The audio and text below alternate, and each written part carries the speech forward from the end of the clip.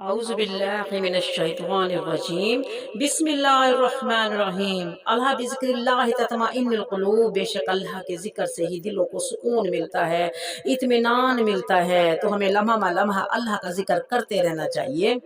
غصہ۔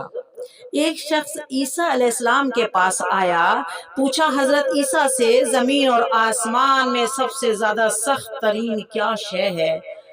تو حضرت عیسیٰ علیہ السلام نے فرمایا کہ اللہ کا غضب ہے جس سے خود جہنم بھی کانپتی ہے۔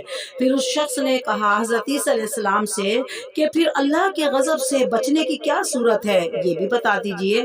حضرت عیسیٰ علیہ السلام نے فرمایا کہ 5 چیزیں ایسی ہیں جو اللہ تعالیٰ کے غضب کو دعوت دیتی ہیں، اور 5 چیزیں ایسی ہیں کہ جو اللہ تعالیٰ کے کرم کو دعوت دیتی ہیں۔ کہا کون کون سی؟ کہا پہلا غصہ۔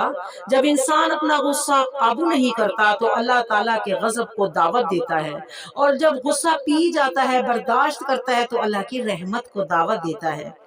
اسی طرح ایک واقعہ سنیے۔ ایک شخص مولوی صاحب کے پاس آیا، کہا حضرت مجھے غصہ بہت آتا ہے، مجھے کوئی علاج بتائیے۔ مولوی صاحب نے کہا جب تمہیں غصہ آئے تو جا کر درخت میں ایک کیل ٹھوک دیا کرو۔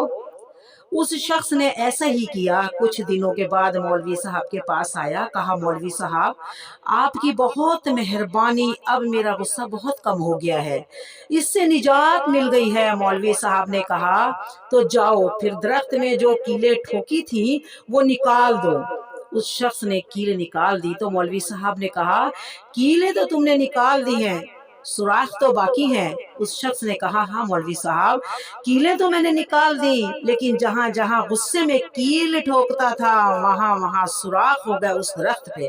تو مولوی صاحب نے کہا کہ دیکھا درخت میں جو سوراخ رہ گئے، غصہ بھی اسی طرح دل میں سوراخ کر دیتا ہے۔ کہا بیٹا یہ وہ سوراخ ہیں جو تو غصے میں لوگوں کے دلوں میں سوراخ کرتا تھا۔ غصہ اللہ کے قہر کو دعوت دیتا ہے، غصہ اللہ کے غضب کو دعوت دیتا ہے۔ تو ہمیں